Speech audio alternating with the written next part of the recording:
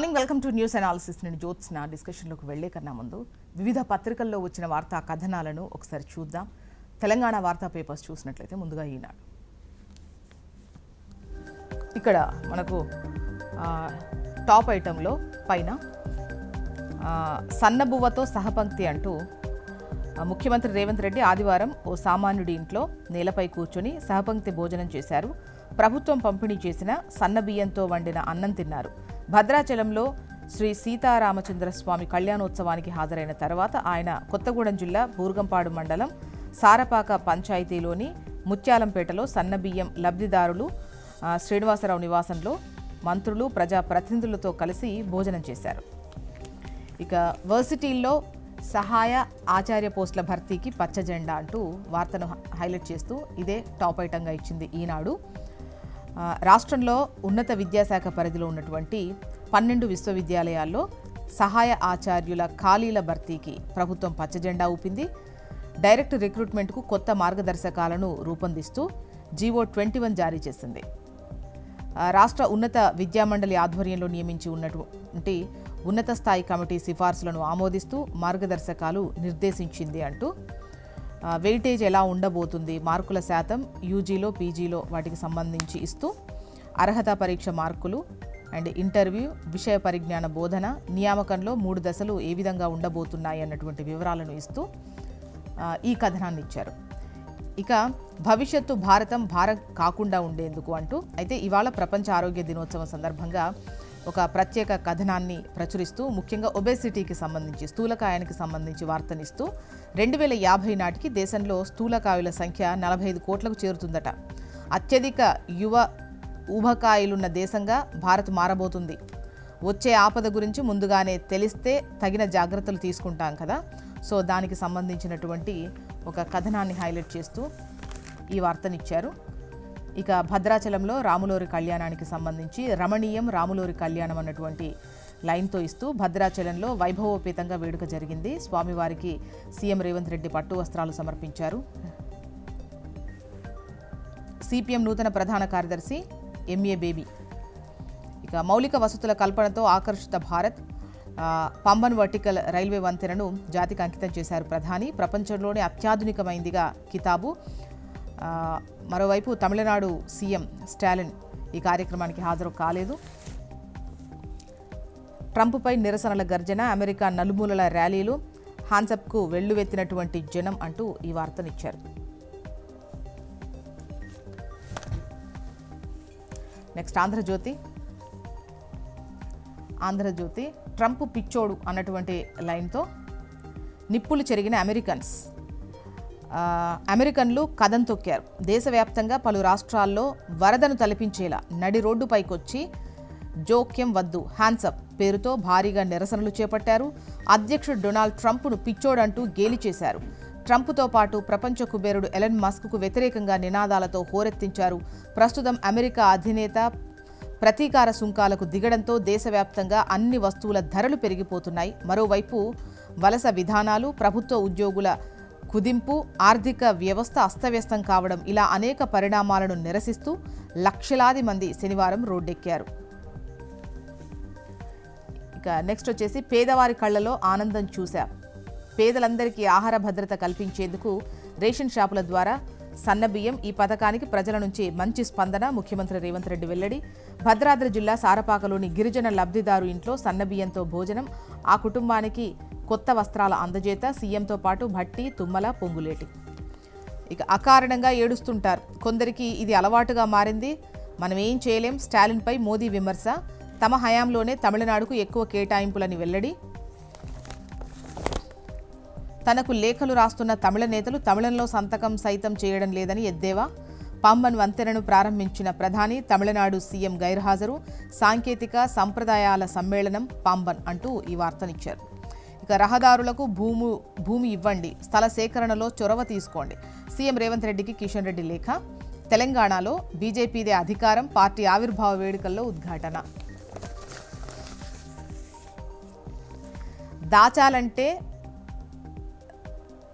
దాచాలంటే దాగునులే అంటూ ముఖ్యంగా ఏజ్కు సంబంధించి వయసు కనబడనివ్వకుండా చేసే మార్గాలు ఎన్నో ఉన్నాయంటూ ఈ కథనాన్ని ఇచ్చారు. యాంటీ ఏజింగ్ క్రీముల నుంచి లేజర్ కణాల చికిత్స వరకు అందుబాటులో ఉన్నాయి. 3 వయసు దాటిన మహిళల్లో చాలామంది చూపు ఆయా చికిత్సల వైపు వెళ్తోందట. మగవారిలో ఎక్కువగా హెయిర్ ట్రాన్స్ప్లాంట్, బొటాక్స్ చికిత్సలు. వేల కోట్ల వ్యాపారంగా యాంటీ ఏజింగ్ రంగం. అర్హత లేని వారితో ఈ చికిత్సలు చేయించుకుంటే కష్టాలు కోరి తెచ్చుకున్నట్టే అంటూ ఒక సజెషన్ ఇస్తూ ప్లాస్టిక్ సర్జన్ల హెచ్చరించినటువంటి విషయాన్ని ఇక్కడ హైలైట్ చేశారు. నెక్స్ట్, నమస్తే తెలంగాణ. పోలీస్ పాలన, కేసుల పీడన అంటూ ఎదురొడ్డి పోరాడుతున్న బీఆర్ఎస్ సైనికులు అంటూ వార్తనిస్తూ అసహనంతో ఊగిపోతున్న రేవంత్ సర్కార్, రాష్ట్రంలో అప్రకటిత ఎమర్జెన్సీ, ఫ్లెక్సీ పెట్టినా కేసు, క్షీరాభిషేకం చేసినా కేసు, కేసు లేందని నిలదీసినా కేసు, ఇందిరమ్మ రాజ్యం అంటూ అణచివేత పర్వం, అన్ని రంగాలపైన తీవ్ర నిర్బంధం, బీఆర్ఎస్పై ఊరూరా ఉక్కుపాదం, పోలీసుల్ని ఉసిగొల్పి శ్రేణులకు వేధింపులు, కేటీఆర్తో పాటు నేతలపై కేసుల దాడి, మీడియాకు సోషల్ మీడియాకు బేడీలు, సర్కార్ వైఫల్యాలను ఎండగట్టి ప్రజా కోర్టులో నిలబెడుతున్న గులాబీ నేతలు, లగచెర్ల లడాయి, మూసీ విధ్వంసం, హెచ్సియు అన్నింటా అదే ప్రతిఘటన అంటూ పోలీస్ పాలన, కేసుల పీడన అన్నటువంటి లైన్తో బ్యానర్ ఐటంగా నమస్తే తెలంగాణ ఈ కథనాన్ని ప్రచురించింది. రజతోత్సవ సభపై సర్కార్ పన్నాగం, బీఆర్ఎస్ వేడుకలను అడ్డుకునే కుతంత్రం అంటూ వార్తనిచ్చారు.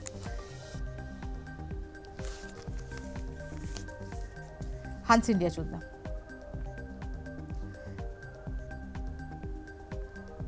నిన్న ప్రధానమంత్రి పాంబన్ బ్రిడ్జ్ అని ప్రారంభించి జాతికి అంకితం ఇచ్చినటువంటి విషయాన్ని ఇక్కడ హైలైట్ చేస్తూ లాంచ్ చేసినటువంటి విషయాన్ని ఇస్తూ బ్యానర్ ఐటంగా హన్స్ ఇండియా ప్రచురించింది.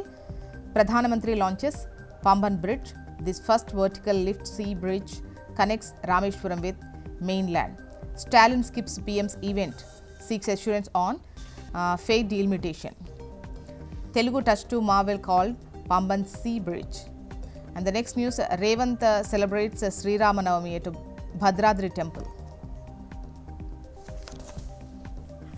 ఏపీ వార్తా విశేషాల్లో ఈనాడు.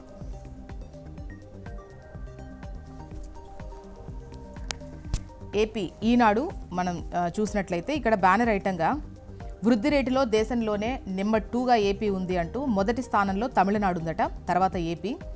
తలసరి ఆదాయ వృద్ధిలోనూ రాష్ట్రం పైకి అంటూ వార్తను హైలైట్ చేసింది ఈనాడు. వ్యవసాయ, ఉద్యాన రంగాల్లో 15.41% ప్రగతి, గత ఏడాదితో పోలిస్తే పెరిగింది జీడీపీ అంటూ. ఊపందుకున్న రియల్ ఎస్టేట్ 11.82%తో సేవల రంగం మున్ముందుకెళ్తోంది. కేంద్రం నివేదిక విడుదల చేసింది అంటూ వివిధ వివరాలను పొందుపరుస్తూ 2024-25 సంవత్సరానికి వృద్ధి రేటు శాతాల్లో గనక ఏ విధంగా ఉంది అంటే కేంద్రం రిలీజ్ చేసినటువంటి లెక్క ప్రకారం ఇది అంటూ, తలసరి ఆదాయ పెరుగుదల ఏ విధంగా నమోదైంది ఏపీకి సంబంధించి అంటూ, అండ్ వివిధ రాష్ట్రాలకు సంబంధించి ఏ విధంగా నమోదయ్యాయి లెక్కలు అని చెప్పేసి వార్తను హైలైట్ చేస్తూ ఓవరాల్గా వృద్ధి రేటులో అయితే దేశంలో నెంబర్ 2 పొజిషన్లో ప్రస్తుతం ఏపీ ఉంది.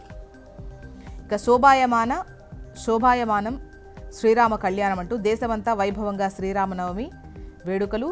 అయోధ్యలో బాలరాముడి నుదుట సూర్య తిలకం, భద్రాచలంలో వైభవోపేతంగా వేడుక. మరోవైపు ఒబేసిటీకి సంబంధించి ప్రపంచ ఆరోగ్య దినోత్సవం సందర్భంగా 2025 నాటికి పెద్ద ఎత్తున ఊబకాయలు అంటే పెరిగేటువంటి అవకాశం ఉంది. ముఖ్యంగా యువతలో ఎక్కువ మంది ఊబకాయస్తులుగా మారేటువంటి అవకాశం ఉంది. తగిన జాగ్రత్తలు తీసుకోవాల్సినటువంటి అవసరం ఉంది అని చెప్పేసి ఒక హెచ్చరికతో ఈ కథనాన్ని అయితే ప్రచురించారు. మరోవైపు అమెరికా నలుమూలల ర్యాలీలు, హ్యాండ్సప్కు వెల్లువెత్తిన జనం అంటూ ట్రంప్పై నిరసనల గర్జన అమెరికాలో నెలకొంది అంటూ ఈ వార్తను హైలైట్ చేశారు. ఓవరాల్గా చెప్పాలంటే ధరల పెరుగుదలకు సంబంధించి దిగుమతులపై సుంకాన్ని పెంచినటువంటి క్రమంలో భారీగా ధరలు పెరిగాయి అని చెబుతూ అక్కడున్నటువంటి ప్రజలు అమెరికన్స్ పెద్ద ఎత్తున నిన్న ఆందోళన చేశారు. సో ఆ వార్తని ఇక్కడ హైలైట్ చేశారు. నెక్స్ట్ ఆంధ్రజ్యోతి. ఇక్కడ కూడా పైన టాప్లో ట్రంప్ పిచ్చోడు అంటూ వార్తనిస్తూ నిప్పులు చెరిగిన అమెరికన్స్ అని వార్తను హైలైట్ చేశారు. ఇక వృద్ధి రేటుకు సంబంధించి దేశంలో ఏపీ 2వ స్థానంలో ఉంది. AP at 8.21%. వృద్ధి రేటులో రాష్ట్రానికి 2వ స్థానం దక్కింది. తలసరి ఆదాయంలో అయితే 3వ స్థానంలో ఉందట. అకారణంగా ఏడుస్తుంటారు అని చెప్పేసి నిన్న పాంబన్ బ్రిడ్జ్ లాంచ్ తర్వాత ప్రధాని మోడీ చేసినటువంటి వ్యాఖ్యలను ఇక్కడ హైలైట్ చేస్తూ మరోవైపు లాంచింగ్కు సంబంధించినటువంటి కార్యక్రమ వివరాలను ఇక్కడ పొందుపరుస్తూ ఈ కథనాన్ని ఇచ్చారు. అయితే ఈ కార్యక్రమానికి తమిళనాడు సీఎం స్టాలిన్ హాజరు కాలేదు. అమెరికాతో మాట్లాడండి, రొయ్యలకు సుంకం మినహాయించేలా చూడండి, 27% దిగుమతి సుంకంతో ఆక్వాకు నష్టం వాటిల్లే అవకాశం ఉంది, ఆక్వా రైతాంగానికి అండగా నిలవాలి, ఏపీ జీడీపీలో మత్స్యరంగం అనేది కీలకం, కేంద్ర మంత్రి గోయల్కు సీఎం బాబు లేఖ రాశారు. మరోవైపు దాచాలంటే దాగునులే అంటూ వయసు కనబడకుండా చేసే మార్గాలకు సంబంధించి వార్తనిస్తూ చాలా యాంటీ ఏజింగ్ క్రీమ్స్ ఉన్నాయి అండ్ ట్రీట్మెంట్స్ కూడా ఎన్నో వచ్చాయి. బట్ అర్హత లేనటువంటి వాళ్ళతో ఈ ట్రీట్మెంట్ తీసుకుంటే కష్టాలు కొని తెచ్చుకున్నట్టే అని చెప్పేసి ప్లాస్టిక్ సర్జన్స్ ఏవైతే సూచనలు చేస్తున్నారో అదే ఇక్కడ హైలైట్ చేశారు. ఇక పంచాయతీల్లో దొంగలు పడ్డారు అంటూ వైసీపీకి చెందిన సర్పంచ్ల 100 కోట్ల స్వాహా పర్వానికి సంబంధించి వార్త ఇది అంటూ ఒక కథనాన్ని ఇచ్చింది ఆంధ్రజ్యోతి. నెక్స్ట్ సాక్షి. ఆరోగ్యం విషమం, ఆగిన సేవలు, సమ్మెబాటలో నెట్వర్క్ ఆసుపత్రులు, ఉచిత వైద్యం బంద్, నెల రోజుల ముందే నోటీసులు ఇచ్చినా ప్రభుత్వం పట్టించుకోలేదు అంటూ ఈ వార్తనిచ్చారు. నాడు జగన్ హయాంలో అందరికీ ఆరోగ్య భరోసా అంటూ కథనాన్నిస్తూ ఆరోగ్యశ్రీలో జగన్ భరోసా ఏ విధంగా ఉంది, మొత్తం ఎంత కేటాయించారు, ఎంత రిలీజ్ చేశారు అన్నటువంటి వివిధ లెక్కలను ఇస్తూ సంవత్సరం వారీగా 2019 నుంచి 2024 వరకు ప్రతి సంవత్సరం విడుదల చేసినటువంటి అమౌంట్ను ఇక్కడ హైలైట్ చేస్తూ ఆ లెక్కలను ఇక్కడ పొందుపరుస్తూ కథనాన్ని ఇచ్చారు. గురువు కరువు అంటూ జాతీయ ఉన్నత విద్యా సంస్థల్లో అధ్యాపకుల కొరతకు సంబంధించి ఈ వార్త. శ్రీవారి సేవలో సుప్రీంకోర్టు ప్రధాన న్యాయమూర్తి. ఇక సిపిఎం ప్రధాన కార్యదర్శిగా ఎంఏ బేబీ ఎన్నిక. ఆదాయం అడుగంటిన అభివృద్ధి గొప్పలు, జీఎస్టీపీ 8.21% అని సర్కార్ అంచనాలపై ఆర్థిక నిపుణులే విస్మయం వ్యక్తం చేస్తున్నారు అంటూ కథనాన్నిచ్చింది సాక్షి. మరోవైపు మేము కమ్మోళ్ళం, నువ్వు మాలదానివి, ఎవడికి చెప్పుకుంటావో చెప్పుకో, ప్రభుత్వం మాది, నువ్వు మమ్మల్ని ఏం చేయలేవు, అంగన్వాడీ కార్యకర్తపై టీడీపీ నేత లైంగిక వేధింపులకు సంబంధించి వార్త అంటూ ఒక కథనాన్ని ఇచ్చింది సాక్షి. మొత్తానికి ఇవి ఇవాళ వివిధ పత్రికల్లో వచ్చినటువంటి వార్తా కథనాలు. ఒక చిన్న బ్రేక్ తీసుకుందాం, బ్రేక్ తర్వాత డిస్కషన్లోకి వెళ్దాం. Stay tune.